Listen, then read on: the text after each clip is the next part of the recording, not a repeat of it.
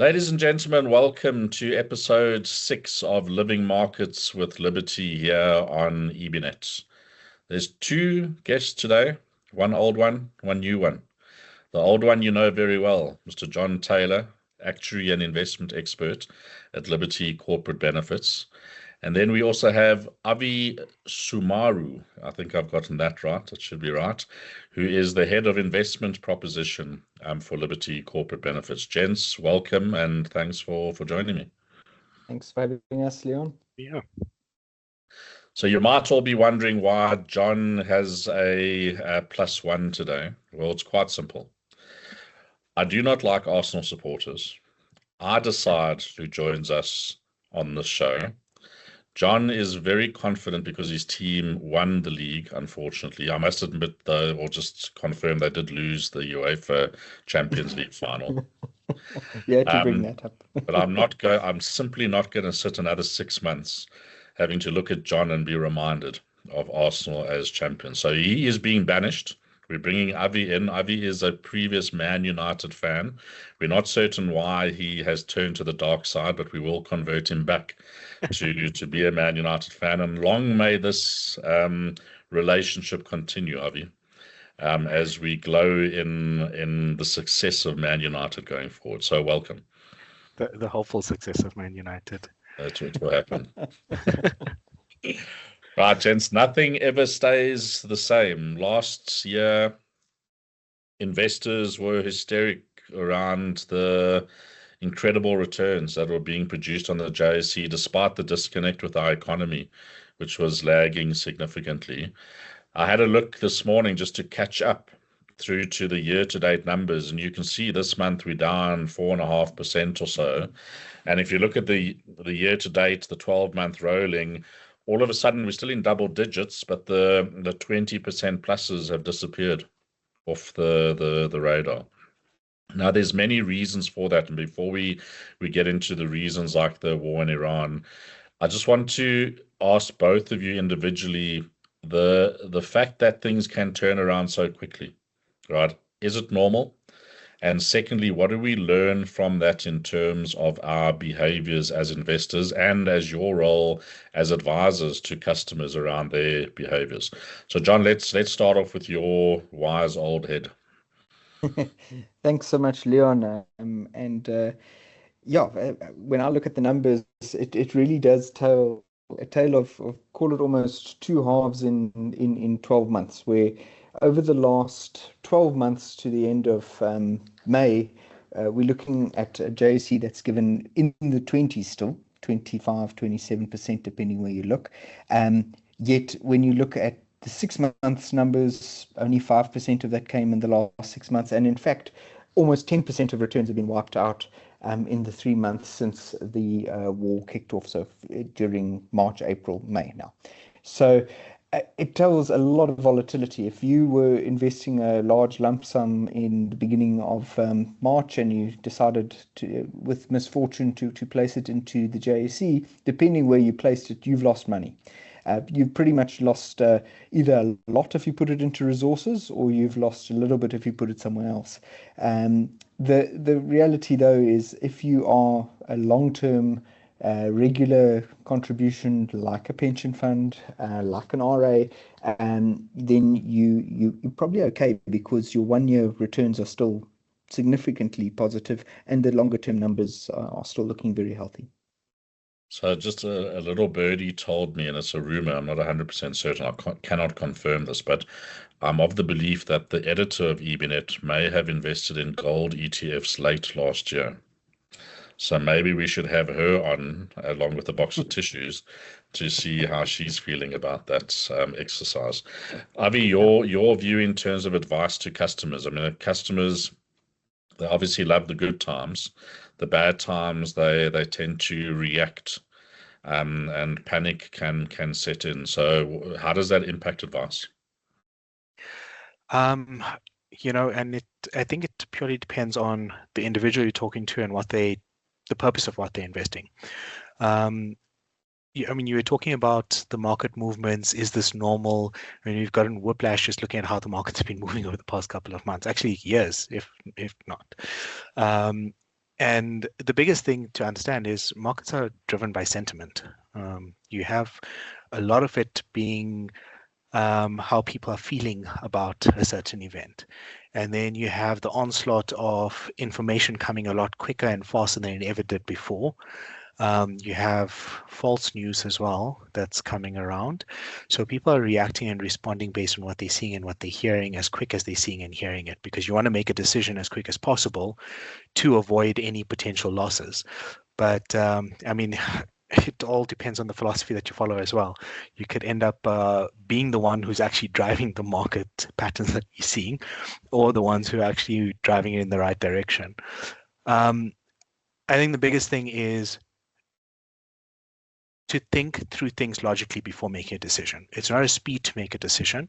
It's more around what am I doing? Why am I doing this? And is this still the right path for me? Because listen, wars happen. It's not fundamentally changing the market in a way that equities are now going to be performing worse than cash over the next 10 years. It's not changing the system. It's changing how equities are performing right now relative to other asset classes. So you as an investor is, okay, am I investing for the long term? If you're investing for the long term, things like this happen. We've seen it happen multiple times in history, but markets still have an upward trend over the long term. You don't need to change your strategy. But if you have something that's happening over the short term, that's where you really need to start thinking about, okay, what options do I have available to me? And I think one of the biggest things for me is that individual investors in the market, um, asset managers actually, also find it difficult to time the market. Us as individual investors, what power do we have to time the market accurately as well? So it's not about trying to time the market. It's not trying to get as much return as possible over a short period of time. It's thinking about what am I investing for? Am I still on track for that or not? Do I need to change my investment strategy? And actually having those discussions first before you make a decision. So I can tell you now, I guarantee you, okay, markets will go up and they will go down. Right? I Yes. just can't tell you by how much and when. When. And nobody can ultimately tell you, even with their best endeavors at the end of the day. And the reality is, trying to bet and time the market is sometimes a bit of a fool's game, because it's almost an individual decision that can have a massive impact on your outcomes at the end of the day. So you spoke about strategy and looking back to your strategy, but a strong advisor should be, whether it's to a pension fund or to an individual, should be guiding that customer through that strategy. Because if you have to change your strategy, you shouldn't be changing it based on what's happened in the markets in the last 6 months. Maybe you're changing it based on what's changed in your life over the last 6 months. I won the lottery, so therefore I can do A, B, and C. But if your strategy needs to be changed based on what happens in the markets, it means your strategy was wrong. You should never have been exposed to the market in that way that it's causing that outcome. John, you agree, disagree? Yeah, and 100% agree. I think you change your strategy to reflect changes in, and you described it kind of your objectives, and being a good actuary, I would say that's your liability. So if what you are, the purpose of why you're investing has changed, then naturally your strategy needs to change. The only other time then that the strategy changes is because something fundamental in the landscape has changed. And Avi very clearly pointed out that nothing that we've seen happening is outside of the realm of what could have happened. Okay. Yes, maybe the speed and the shocks and the kind of ramifications, that's always going to be the case. Today, it's the situation in the Middle East. 12 months ago, it was the tariffs and the impact of those changes in tariffs in the US going up and down and all around. There's going to be something. And it's important that you build into your planning as an asset consultant and ultimately as a custodian of capital, whether you are a trustee, whether you are looking after your kind of corporate balance sheet, but to understand what are those possible scenarios that are going to play out that are going to impact you in one way or another. You can't solve for every problem, but you can try and buffer against a lot of them. So the strategy would have been set on the basis of, call it your risk tolerance, what your liability allows for, essentially. What a liability doesn't tell you is your psychological reactions to certain things. Now, in saying that, that risk tolerance that was defined up front would have been based on the levels of return you require. You don't want to become overly conservative, because then you might have less bumps but not retire comfortably because you don't have enough money. However, what markets like this volatility and these shocks can teach you is how you react, your psychology. And therefore, how can you manage your own psychology, or how can you manage your customer psychology? And there's multiple ways of ultimately doing that. So without me answering that, I'm going to ask Avi the question. You do product development, all right? How do you manage the psychology of your customer through different market cycles? That's a very good question. And I think it's a problem that the industry faces regularly. I mean, you can do as much as you want to, but it's very difficult to control how someone reacts or behaves towards certain information. I think the biggest thing that's lacking is financial education. Because from where I'm sitting, if I have to take a look at just the investment world, I'm seeing a whole bunch of conversations happening in the investment world, but I don't necessarily link it to the individual themselves and what they're talking about. If we're looking at Jeff Bezos, if we're looking at the person down the road from me, they're investing for very different purposes, and the conversations that they're having are extremely different. And if I get to understand that, I'm not basing my decisions or my fears off of their fears. Take someone who has a lot of disposable income that's willing to take on risk, and they're investing just to seek out extra returns. That's very different for someone investing for retirement, someone who's earning enough to make ends meet and to save for retirement. Very different cases. So, and I'm going to use an example that people will be very familiar with is Bitcoin. When Bitcoin became a craze and people were talking about it, everyone wanted to invest in it. Whether you had the disposable income to take on that risk or whether you didn't, people wanted to be exposed to that because I want the returns. But I think the thing that was missing is tying it back exactly to yours and John's point of what are my circumstances, what am I investing for, what is my risk tolerances, and then making decisions based off of that. And that's where the financial education is lacking, is how do I make investment decisions is not just looking for things that are going to perform well and trying to, that's gambling. To be a bit sensationalist and put it that way. It's understand the purposes that you're doing it for, understand the considerations that need to go into it before making those decisions. And a key thing that we do is firstly to preempt how people are going to respond in certain climates and start talking about actually there's no need for concern, but let's give you proof as to why there's no need for concerns. As an example, with the war in Iran at the moment, we've seen this during COVID when markets were going crazy. A lot of people switched out of high risk assets into low return assets. And then what happened was they failed to go back into the risky assets and they stayed in those low risk assets, which impacted the goals that they were investing for. And part of that is the financial industry to blame? Yeah, they could have done better in having conversations with their clients, but at the same time, now what we're doing at least is having those conversations to say, well, there's a war in Iran. Yes, it's causing volatility in the market, but here's your circumstances. Here's why you're investing. This is the reason why you have money with us. You're here for the long term. We've seen this play out before. It's going to play out again. Markets will, like you said, you can guarantee that market's going to rise. It's going to rise. We just can't say when or where. And then people who really need to consider their options are those who are close to retirement, as an example. There you do need to know what are my options, what's available to me, because I need to make a decision soon. So the key thing that I'm hearing coming from you is that, I mean, you use the term education, but education comes from communication. So now is a heightened time where holding your customer's hand as an advisor is incredibly important, where you give them some surety around why they are where they are, why markets do these things, but the fact that they do ultimately recover, and therefore you need to. I've always given John a bit of flack for boring old advice, stick to your knitting. And he's 100% right. That is the way to maneuver ultimately through the markets. Sorry, Leon, if I can jump in and get on my hobby horse on this topic. Avi and I have these debates often. Avi's the idealist between the two of us. I tend to be the realist, and I say, look, financial education and communication, um, it's ideally really important and very, it is the answer. But the difficulty of it is always a problem for me, and how to effectively get that done.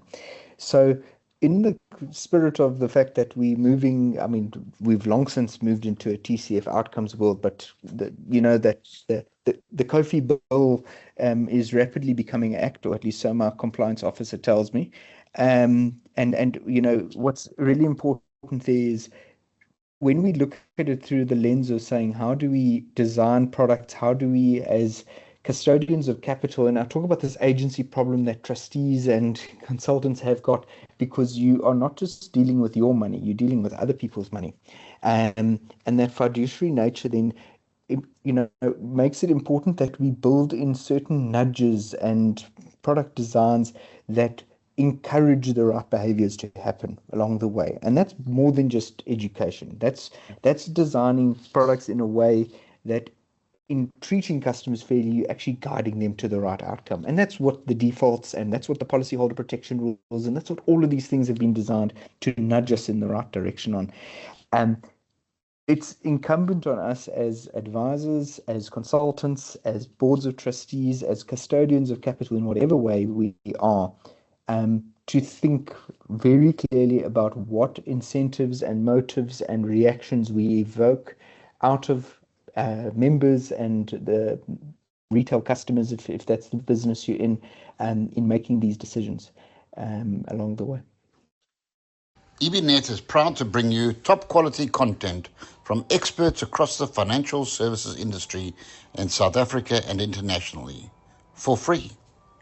Your support helps us in doing this. All we ask is that you subscribe to our channels by clicking the subscribe button below. Share this video with others you think will benefit from it, and give us thumbs up if you are enjoying the content. That way, you help us help you. Thank you from the team at EBNet. For more great content, please visit www.ebnet.co.za.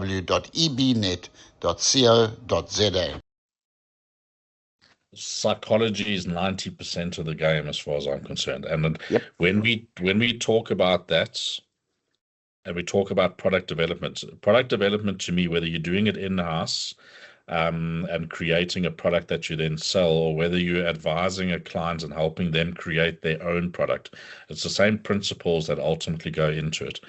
Managing the psychology is about refreshing the minds of why decisions were made when and what expectations were. And I'll come back to my hobby horse, which I've mentioned to you before, as I'm not always convinced, and Avi can listen intently now, that we always show the customer early on what's the good and the bad is, because we're very keen to sell. So we show them the good, and it's difficult because you want to sell, you're competing. You sort of don't say, but guys, listen, expect that you can get a negative 15% return in a year. Run away. Okay. But the reality is that's how to manage the psychology, and it is that important at the end of the day that we ultimately do that, because if we stick to our knitting and we apply ourselves in that way and keep ourselves calm through the ups and the downs, you'll ultimately achieve your goals, because the foundations that the strategy or the product was developed on are the right foundations. We know that time has told us over and over and over. But we are human, and the markets will happen. And then what we do is we start coming up with terms like the new normal. Right, i.e., the old normal doesn't apply anymore, and we are as guilty as anyone on things like that and spewing all of that kind of nonsense out to the market. So I'm gonna put you on the spot and say you guys are guilty, right? And now tell me why you're not guilty, or that's, or confess. And I was going to say, I want to be fair and say used to be guilty. I mean, what I think what we've learned along the way is, to your point, you can't just sell the the good picture. It creates a false reality of how you're going to get there. Whereas, I mean, good picture is exactly where we believe you can get, but how and the journey along the path is the important one. And it ties into what John was talking about is how do you make, I mean, financial education is one aspect in changing behaviors, but you're talking about product development and how that can be designed to actually change behaviors as well. And the new buzzword of gamifying things. So it's actually gamified. You set mini goals. You want to achieve those. You can get there slowly, but then understand what those goals look like in a year. If markets crash, yeah, that's okay. You're still on track to retirement. If markets rise, great, even better. You can actually, slack off for a bit. But is it in your best interest or not? And we've started showing that path of what it looks like. And in the investment world, it gets it gets insanely complicated. You have different strategies that exist in the market. You have your single manager, you have your multi-manager, you have your passives, your index tracking. Which is the right choice for me? If I'm an individual coming into the retirement world and I want to save for retirement and I'm bombarded with all of these choices, what do I do? And we've started looking into, okay, we believe all of them can get you to your retirement goal, but what's going to be the best for you in your situation? What are the risks that you're willing to put up with? If you take a smooth bonus fund, right, it gives you a nice smooth path to retirement, and that's great if you plan on needing access to your money at some point in time, or you don't want to lose value through time because your family is going to be dependent on your retirement savings, right? And we can show you what that path looks like and kind of paint the picture of what different scenarios can play out. Whereas if you look at an actively managed fund, you're going to have that volatility that comes through, which means if markets are bad and you need something at that point, understand you're not going to get the value that you had a month before, 2 months before, but it will still get you to your retirement goal. And yes, it'll be a different cost to the smooth fund because there is that, relation that works. So I'm happy to hear what you're saying, but I'm a little bit disbelieving, and I'm sorry to be a skeptic in terms of it, simply because I haven't seen it. I've not seen any clear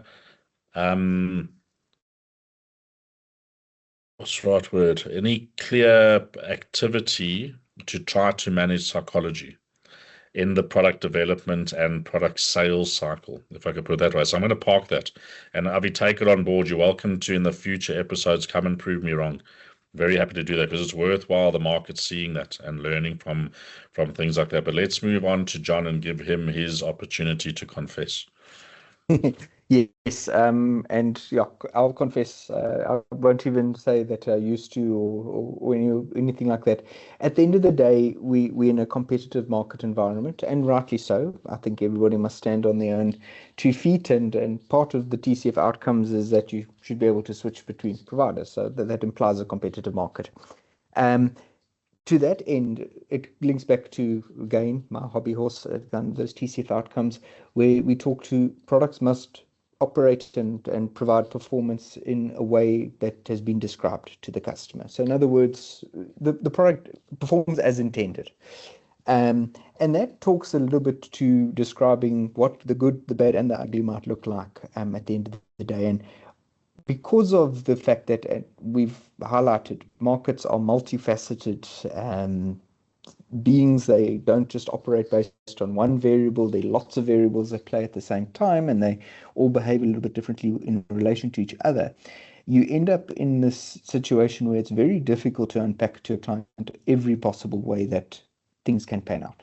And it doesn't mean that we shouldn't do a better job of explaining just how big that variability can be and just what those potential scenarios might look like.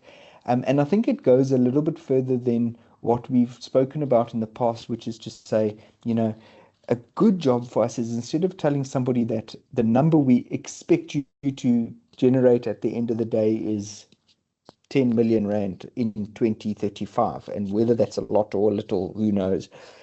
And then we said, okay, let's do it in present value terms, because at least you have an idea of what that number is. And then we said, let's then break that down and say what it means as a kind of rand pension because you can relate that to your current living expenses.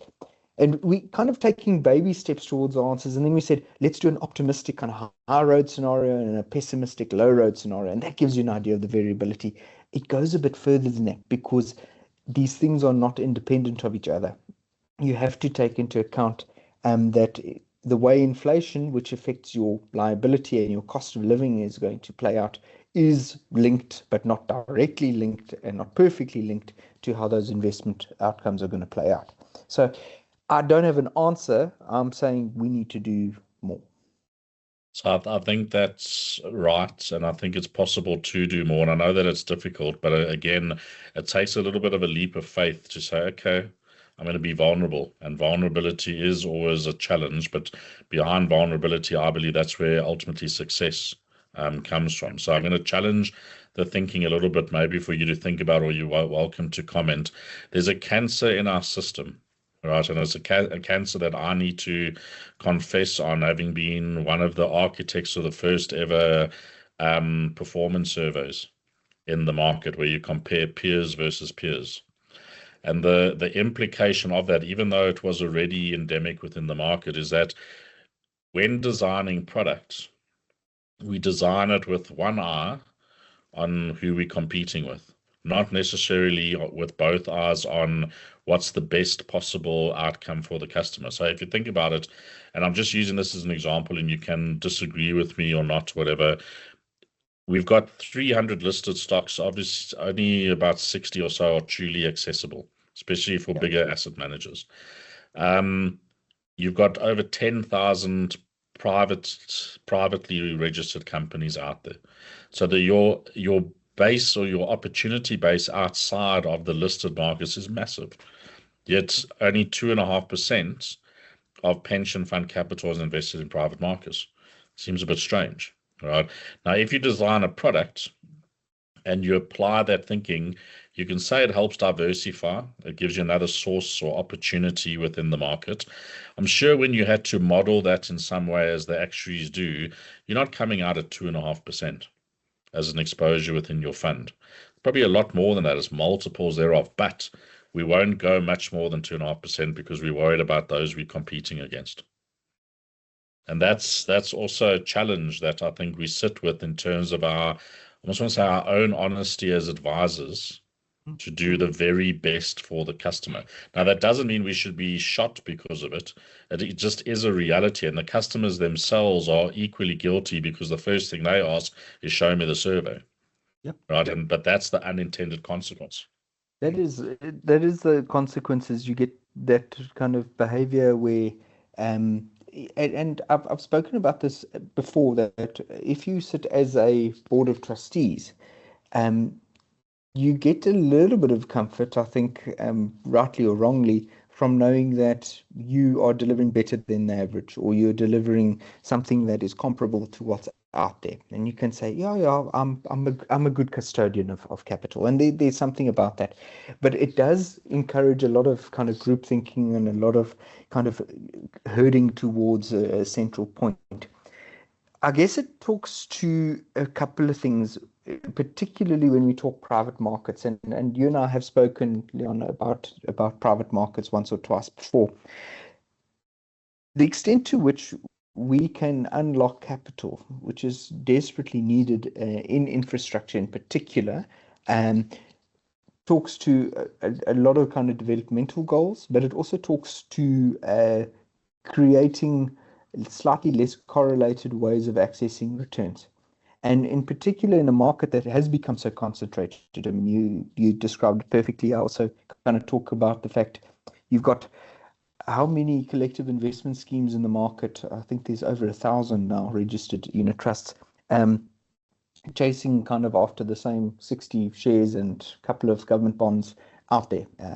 So really, it does talk to the fact that there is definitely scope to create a little bit less correlation in your asset classes. We've spoken about why private market assets might be less correlated and whether it's a bit imaginary or if it is the real case. But the reality is it comes through in the numbers when you look at them. And certainly where a listed share will drop 9% today because of something happening far away in the world. That's not going to happen in the unlisted space.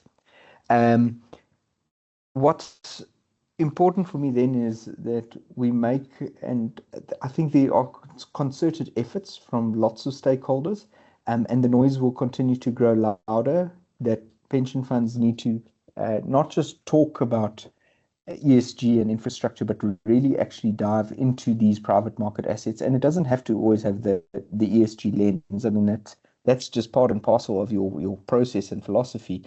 The thing that you need to look at is saying, how do I make sure I'm making use of what's available in the market beyond this very limited list of very vanilla shares and bonds?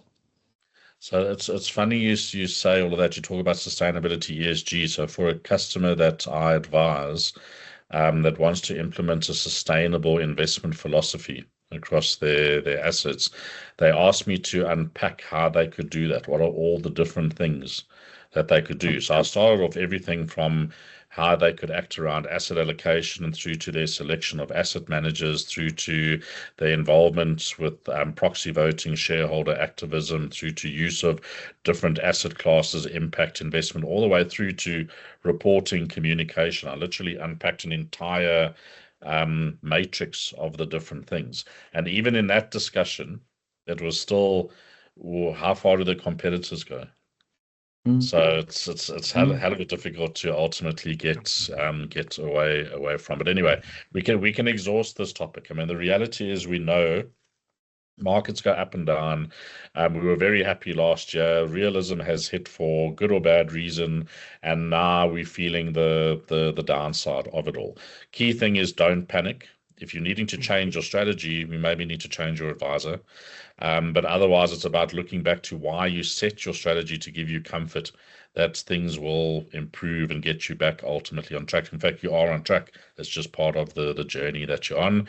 And we've confessed to say, we as advisors and product developers, we probably can do more, be a bit vulnerable, and maybe, have only half an eye on the competitors in terms of what we're doing. But please, Mr. Customer, you can help us in that vein kind of thing. And I always think back to Alan Gray, and Alan Gray almost shut their doors in the 90s when they had lost so many assets, but they stuck to their knitting. They were exceptionally vulnerable, and look ultimately what came of that. So, but anyway, I think we have a greater responsibility, and I'm going to put it on Avi as the newbie for today, which is, can we please define the term ceasefire? We can use Trump's version of ceasefire and Iran's version of ceasefire. My understanding, okay, is ceasefire is you stop shooting at each other. Okay, you don't continue to shoot at each other, yet say you have a ceasefire. So I do not understand what's going on in the Middle East at the moment. Is there a ceasefire? Isn't there a ceasefire?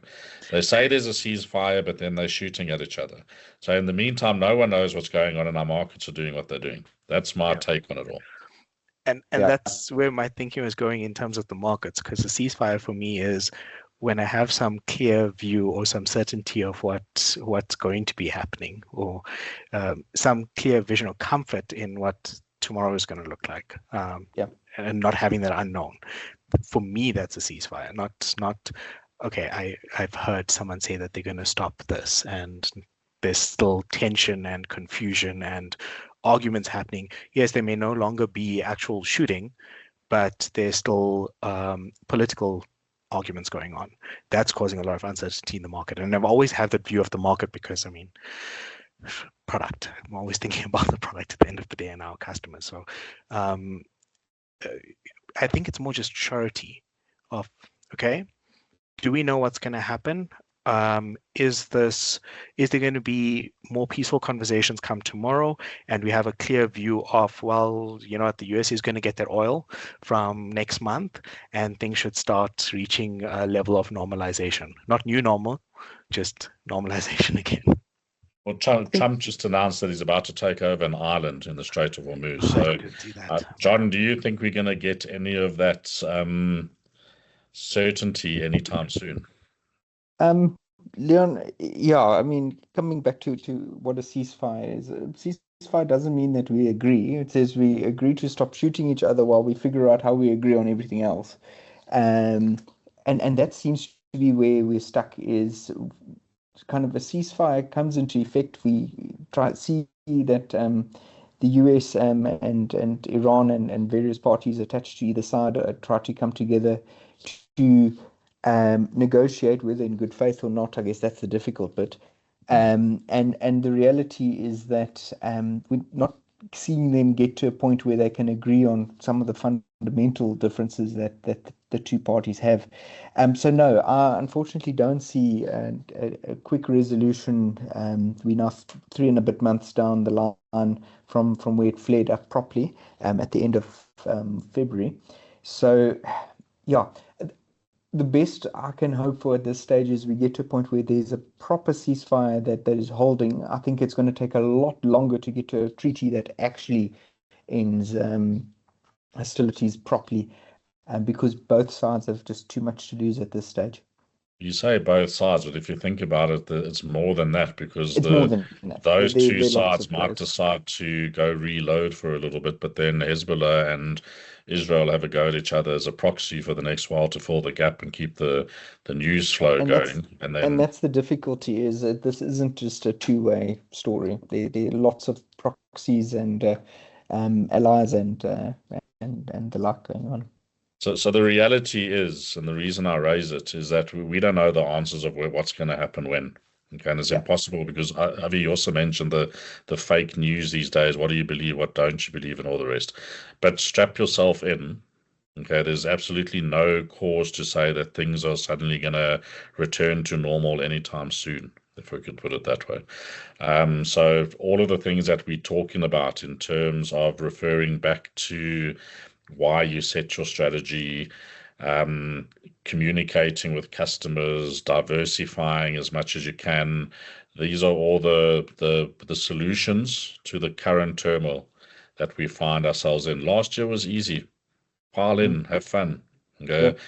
This year, different story. It's part of the challenge that we all face as investors. And the key thing, don't panic, because markets will go up, they will go down, but you'll be okay as long as you stick to your knitting.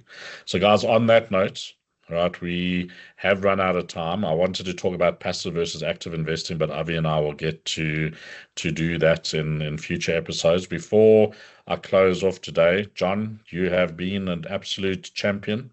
All right. I've really enjoyed all of the episodes with you, and I thank you for taking the time and always having a smile, even through the bad Arsenal times as well. And I would like to just stress once again that Arsenal goes up and Arsenal goes down, and it will happen again. On that Thank you, note, Leon. guys, thank you so much for joining us, and Avi, we'll see you next time. Pleasure. Excellent Keep stuff. well. Thanks, Cheers Leon. in. Ciao. At Liberty Corporate Benefits, we believe that better benefits are better for business. That's why our holistic employee benefits give your employees financial security and lifestyle stability, freeing them up to be their best selves at work. With satisfied, engaged employees, productivity shoots up, workplace errors and loss decrease, absenteeism and presenteeism are reduced, and you attract and retain the best and brightest talent. After all, if you take care of your people, they'll take care of your business. Our brilliant basics are the non-negotiables that explain why more companies choose us than any other for employee benefits. Our employee benefits are easy and flexible, personal and relevant, and resource-backed, with investment solutions designed to help your employees retire comfortably. Comprehensive cover that protects your employees and their families. Financial literacy initiatives to help your employees make the most of their money. And a range of value-added services for holistic care and support. We make it easy to take care of your people and prove that employee benefits can also be employer benefits. Speak to us about getting the benefit advantage. Liberty Corporate Benefits.